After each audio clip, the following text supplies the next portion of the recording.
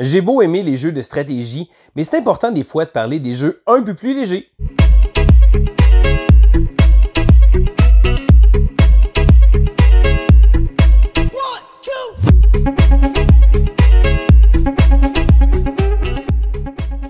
Bonjour et l'école du jeu, mon nom est Sylvain et on se retrouve aujourd'hui pour une autre vidéo des jeux de 2022. Alors j'ai déjà couvert beaucoup de catégories différentes et il me reste une dernière catégorie avant de m'attaquer à mes jeux favoris, toutes catégories confondues de 2022. Donc la vidéo d'aujourd'hui va traiter des jeux que j'appelle grand public. Bon, encore une fois, j'explique toujours un peu où est-ce que je m'enligne avec ce terme-là. C'est des jeux qui sont plus familiaux, plus facile d'accès pour des gens qui ne jouent pas à des jeux de société. Donc j'ai choisi encore une fois des jeux qui feront pas partie de mon gros top et des jeux différents, donc parmi les jeux que j'avais joués. Une fois de plus, je réitère que je me base sur l'année de sortie selon BGG, donc selon le site BGG, pour les différentes années de sortie. D'ailleurs, je suis curieux, quels sont vos jeux grand public favoris? N'hésitez pas à les mettre dans les commentaires. Donc, sans tambour ni trompette, c'est parti! Numéro 6.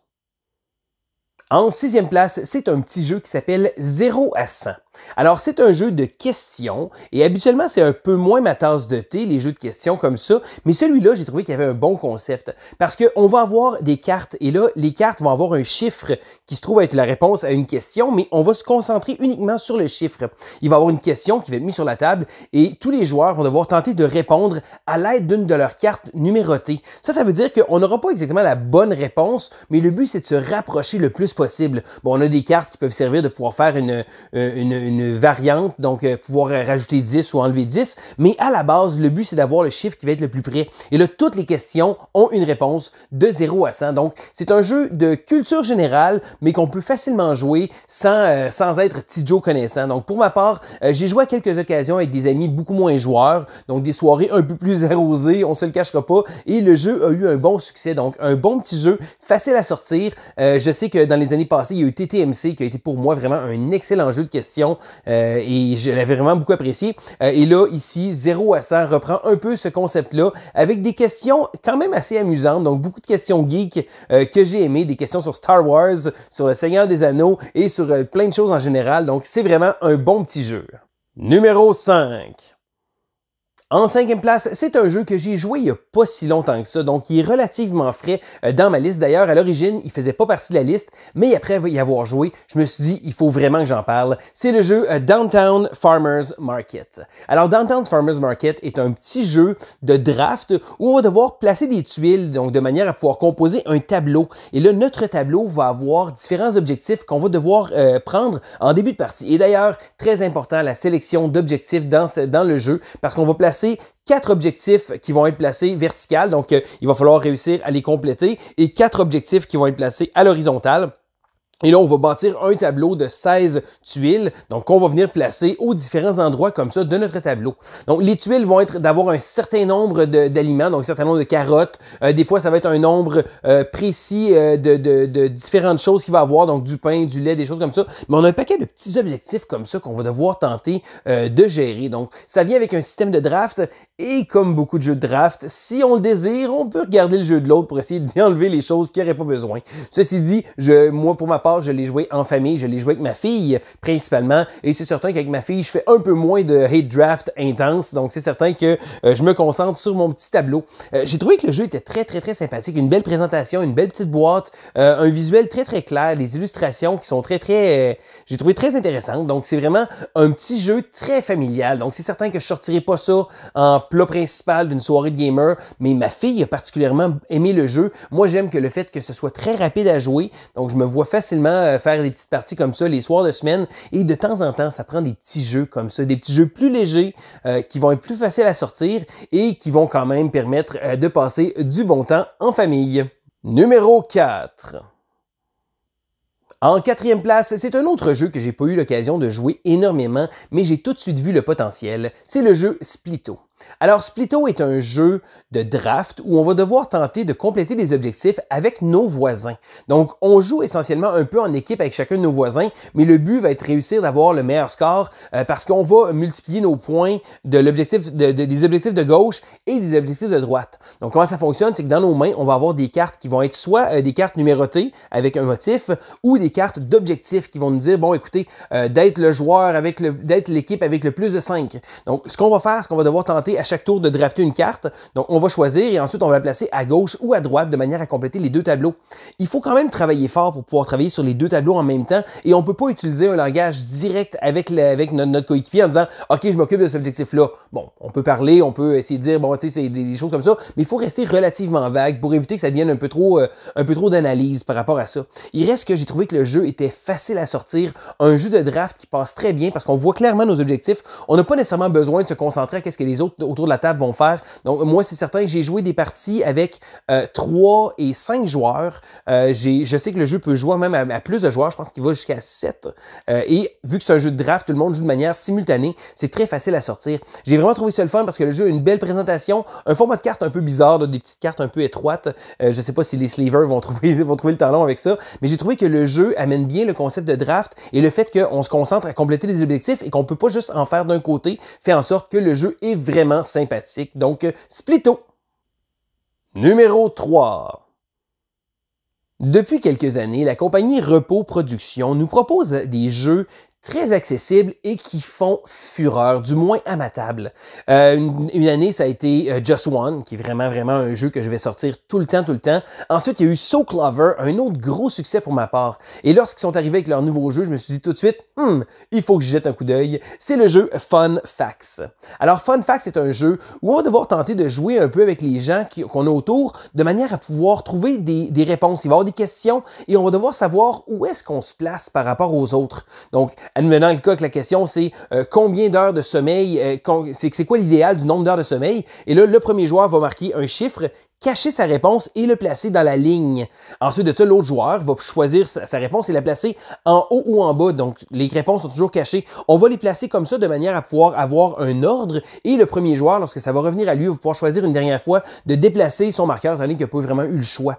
Et le but va être de réussir à placer les choses en ordre. Donc, c'est une espèce de petit jeu sympathique qui va être agréable à jouer avec des gens qu'on connaît un peu, c'est certain. Quoique même avec des gens qu'on connaît pas, ça peut faire des belles situations. Donc, c'est un jeu avec des règles très légères. C'est un jeu que on fait un tour de table, on fait un nombre de cartes. Le but, c'est d'avoir un certain nombre de points. Mais on va être franc, on joue pas vraiment pour les points. On joue pour avoir du plaisir, des questions qui sont amusantes. Et c'est le type de jeu que je trouve qui sort tellement facilement. Bon, c'est certain qu'il est peut-être pas aussi bon que Just One et So Clover, qui étaient d'ailleurs, dans mon livre à moi, des gros hits. Mais c'est le genre de jeu qui est important d'avoir dans sa collection parce que on peut sortir ça avec des couples d'amis. Donc, certain que c'est un jeu qui demande d'avoir beaucoup de monde. C'est toujours plus agréable dans ce temps-là. Je pense que c'est de 4 à 7 ou 8 joueurs, une affaire comme ça. Et c'est toujours plus agréable de pouvoir jouer avec plein de monde comme ça. Mais même à 4 joueurs, on a eu vraiment beaucoup de plaisir. Donc, avec des couples d'amis, c'est un jeu de couple d'amis, un jeu de soirée tranquille. C'est d'ailleurs la raison pour laquelle il fait cette liste-là, cette catégorie-là, c'est parce que ce ne sera pas un jeu que je vais vouloir absolument sortir à tout prix, mais lorsque la situation se prête bien, c'est vraiment un jeu exceptionnel pour ça. Fun Facts. Numéro 2. En deuxième position, c'est le jeu Golfi. Alors, Golfi a été designé par un auteur de chez nous, Jimmy Dorion. D'ailleurs, Jimmy qui est devenu un ami.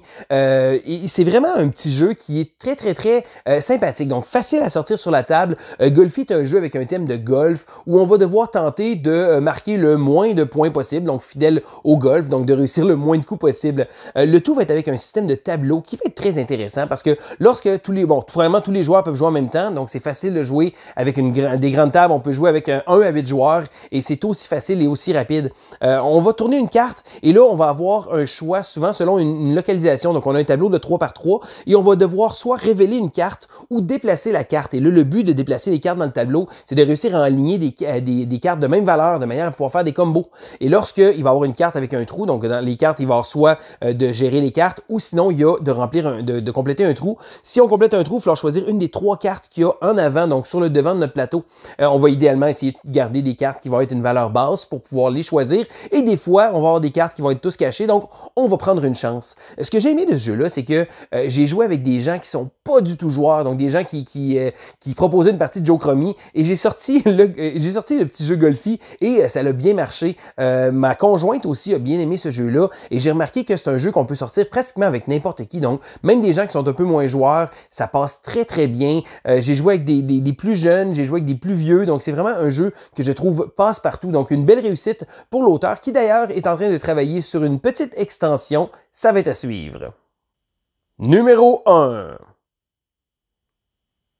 Lorsque j'ai fait ma liste des jeux grand public, le numéro 1 était déjà décidé d'avance. C'est le jeu Flashback Zombie Kids.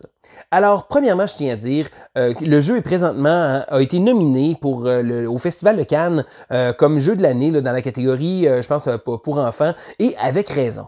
C'est un jeu d'enquête où on va faire les choses de manière un peu différente, parce que le système de jeu va tourner autour des cartes, donc là, il n'y a pas d'application qui vient avec ça, mais le système de jeu va tourner autour des cartes qui vont donner un point de vue. Donc, exemple, il y a un personnage ici, on voit la carte du personnage et on voit les choses qu'il va voir.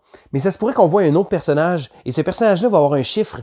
On va chercher dans la liste de cartes pour avoir son point de vue à lui. Donc, on va faire une espèce on va visualiser une scène avec plusieurs endroits parce qu'on va se déplacer et on va pouvoir voir qu'est-ce qui se passe à travers plein de choses. Et là, le jeu va nous poser des questions très précises. Donc, lorsqu'on va trouver certaines choses, on va devoir essayer de reconstituer le scénario. Le jeu vient avec 3 scénarios très intéressants. Le jeu a également un mode que lorsqu'on a complété ces 3 scénarios-là, on peut ouvrir une partie secrète du livre de règles pour pouvoir les revisiter et trouver des nouvelles choses. La petite twist que j'ai trouvé intéressante, c'est que le jeu vient également avec des petits objets, donc des outils. Donc, il y a 3 petits outils qui sont cachés. Je vous en parlerai pas nécessairement si je veux éviter un peu les spoilers. Non, c'est pas vraiment des gros spoilers, mais ça vient rajouter une petite interaction très agréable qu'on va avoir avec les cartes. Donc, au début, je me suis dit, je vais jouer avec ma fille. Je vais lui montrer. On va le faire ensemble. Et rapidement, lorsque j'ai commencé le scénario, elle m'a dit « Papa, c'est correct, je m'en occupe. » OK, fait que là, je vais en faire d'autres choses, puis je continue à regarder pour être certain. Ma fille a été captivée. Donc, ma fille a 11 ans, mais habituellement, elle va jouer un peu, mais elle va se tanner assez vite. Là, pour Flashback, elle a vraiment resté concentrée. Elle a fait le scénario, et là, lorsqu'on est arrivé vers la fin, je suis arrivé pour lui poser les questions, pour vérifier également les réponses, et elle a vraiment, vraiment aimé ça, même qu'immédiatement après, elle a dit « Hey, papa, je vais faire le deuxième. » Puis elle a fait le 3e pas longtemps après. J'ai vraiment été impressionné. Ma fille a vraiment passé beaucoup de temps avec Flashback et pour moi, c'est vraiment un succès. Ceci dit, j'ai pas eu l'occasion d'y jouer vraiment beaucoup. C'est ma fille qui a passé beaucoup de temps là-dessus. Mais le concept de Flashback est tellement bien pensé. C'est vraiment une bonne idée. C'est vraiment un beau concept. Donc, ça a été designé par des gens d'ici, des gens au Québec en plus. J'ai vraiment trouvé ça super. Distribué par le Scorpion Masqué. C'est vraiment un beau concept et surtout un produit qui peut se prêter avec plein d'autres thèmes. D'ailleurs, j'ai cru comprendre à travers les branches que la prochaine mouture de Flashback serait peut-être avec un thème un peu moins enfantin, un peu plus ado, dans le style des choses de frissons et des affaires comme ça. Ça risque d'être très intéressant et éventuellement, qui sait, peut-être même une franchise un peu plus grosse, un peu plus adulte.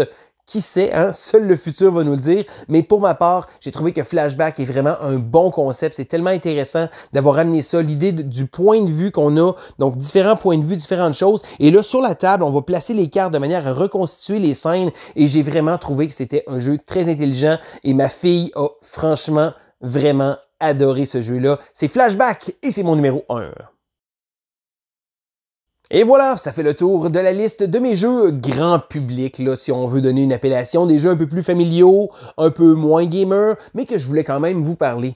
Ceci dit, il me reste encore ma liste des jeux favoris de toutes catégories confondues de 2022. Donc, je me suis servi, bien entendu, de plusieurs petites listes comme ça pour pouvoir vous parler d'un maximum de jeux. Donc, c'est certain que les jeux que je vais vous parler dans ma dernière liste vont être des jeux différents, encore une fois. C'est toujours mon but de pouvoir discuter du plus de jeux possible. Mais je veux savoir, vous, qu'est-ce que vous pensez des jeux que je vous ai parlé? Est-ce que c'est des jeux que vous avez essayés? Des jeux que vous avez eu la chance de jouer? Est-ce que vous avez des sélections qui sont différentes des miennes? Probablement, mais je suis curieux de le savoir. N'hésitez pas à l'écrire dans les commentaires. Et si vous avez aimé la vidéo, je vous invite à faire un petit pouce en l'air. Et si jamais vous n'êtes pas abonné à la chaîne, eh bien, qu'attendez-vous? On est tout près des 17 000 abonnés. C'est vraiment incroyable. Quand je regarde ça, c'est comme, waouh, j'étais loin de me douter de voir où est-ce qu'on en serait maintenant. Et je veux juste continuer à vous fournir du contenu très, très agréable de jour en jour. Donc c'est Sylvain pour l'école du jeu et on se dit à la prochaine!